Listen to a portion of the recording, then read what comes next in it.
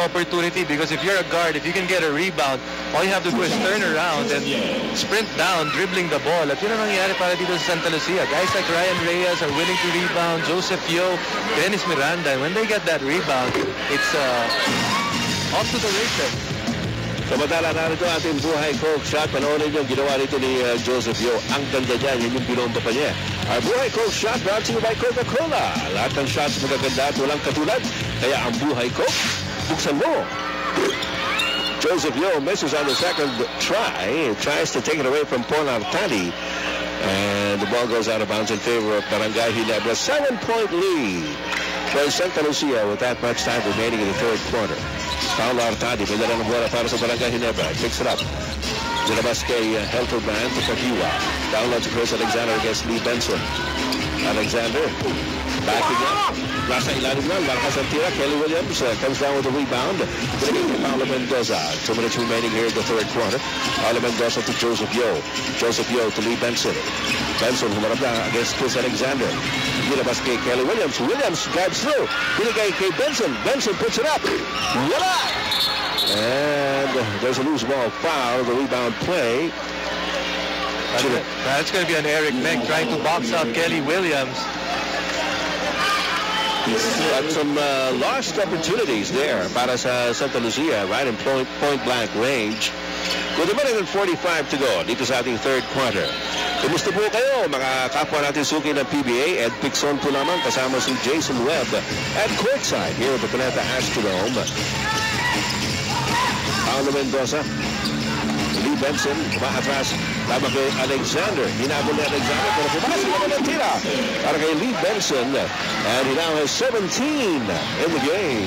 But his scoring has slowed down para dito kay Lee Benson. But his teammates have also picked it up for him. And lead of Santa Lucia starting to pick up to gain the point. Kagiwa loses it to Ryan Reyes, and here's Joseph Yo. Hunting it high on the floor, but it's taken away by Mike Kagiwa. Paul Artadi picks it up. Bumalik tayo si Ryan Reyes. Kagiwa inside. Nilabas ni Artadi for the jump shot. Yes, that was Paul Artadi. It's sinasabi natin eh. They like Santa Lucia Realty will give the jumper to Paul Artadi. You know, Santa Lucia, you look at their bench, very upset at the fast break a while ago of Joseph Yo. And right now, they're going to get a technical foul. Ayun, may technical tinawag kay Coach Boyd Fernandez dahil nagreklamo siya kung sa mga pangyayari. I probably thought there was a foul there somewhere. And medyo naglalagot si Coach Boyd Fernandez, tinawagan ng technical foul. So Mike Kagiwa is now at the line for the technical free throw. And Kagiwa makes it. Kapit, nanonood para sa atin yung mga taga Los Padres de Santo Niño. Anniversary nila ngayon. It's their 48th anniversary. So happy anniversary kay Melchor, Pepe at kay Habar and all the guys there. Happy anniversary. Less than a minute to go here in the third quarter. Ani Mandamanga ng Santa Lucia over Barangay Ginebra. Paolo Mendoza. Here's Dennis Miranda. Joseph Yo. They swing it over to Kelly Williams. Sumaksak sa loob against Alexander. Ayun, si Lee Benson. Kaya pala lakas ang loob ni Kelly Williams. You know, when you drive to the basket and you're able to attract the defense, yung weak side rebounder, usually walang nakakabantay dyan, and that was Lee Benson. Mike Kagiwa has it. Chris Alexander. Lama kay Lee Benson. Umaatras si Alexander. Binigay kay Paul Artadi against Dennis Miranda. Nice expedition there, fishing expedition by Paul Artadi, keeping his wits about it. At nakakuha ng foul kay Dennis Miranda, his second personal. Nasa penalty na itong Santa Lucia Realty. They're up by 8 at 66-58, but Paul Artadi is at the line. It's the first.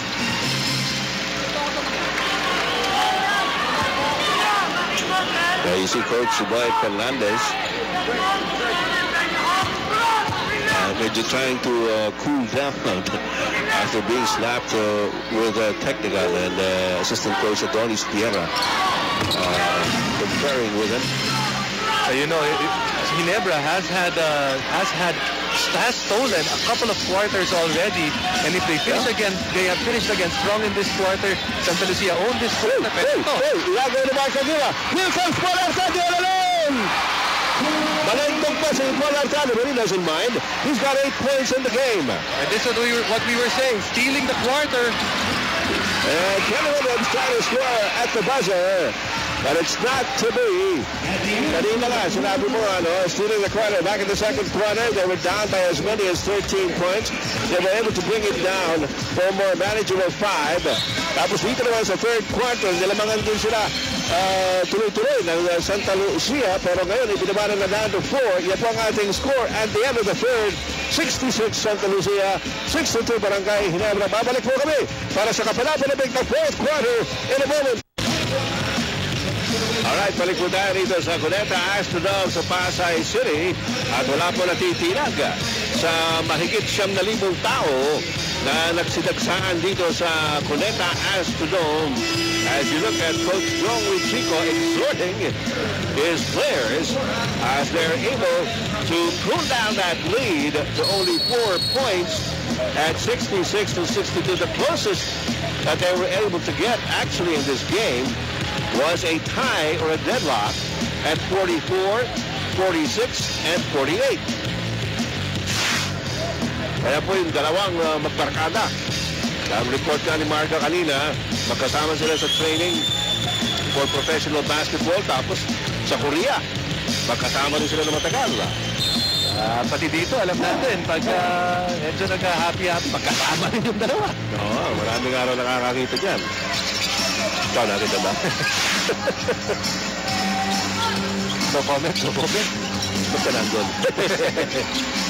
Lee Benson. Ito, Barangay Ginebra on the attack. They're down by only 4 now. Kagiwa! You know, Ed, right now, you feel the momentum swing. Momentum all of a sudden is with Barangay Ginebra because of the way they close the third quarter. And here it is. The one thing na ayaw mangyari ng Santa Lucia, the crowd is starting to get involved. Nagsisigaw na mo ng Ginebra. Joseph Yo, the basket.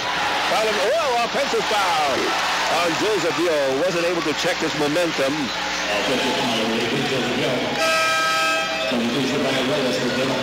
Papasok muli si Ryan Reyes para kay Dennis Miranda. Alam mo, sinabi ni Coach Boyd Fernandez, inaamin niya na medyo pagod physically yung kanyang koponan. Pero sabi niya, mentally, ready kami. Eric Reyes, makibalitaan mo naman kami. Ulit ang sinabi ni Coach John is really a big adjustment defensively. Kasi sinasabi niya itong si Chris Alexander dating nahihirapan, lalo na humihelp si Chris Alexander, nalilibre si Benson sa ilalim. Kaya sabi niya, you just have to stick to your man. Hindi sila dapat makalusot para hindi na kailangan humihelp si Chris Alexander. Ed? Well, nakalusot doon si Chris Alexander to tie up the game once again at 66 all. Ano to si Paolo Mendoza, he pulls up. Nilabas na Kenny Williams for 3. Malakas. Williams, mapunta by Paul Artado to the front court. Nag-abang si Kenny Williams. Side-stepping goal by Artado is blocked by Kenny Williams. He picks up the loose ball out to Joseph Yo. 3-on-2. Here's Benson. Binalik ni Joseph Yo. Joseph Yo inside. Puts it up and he scores.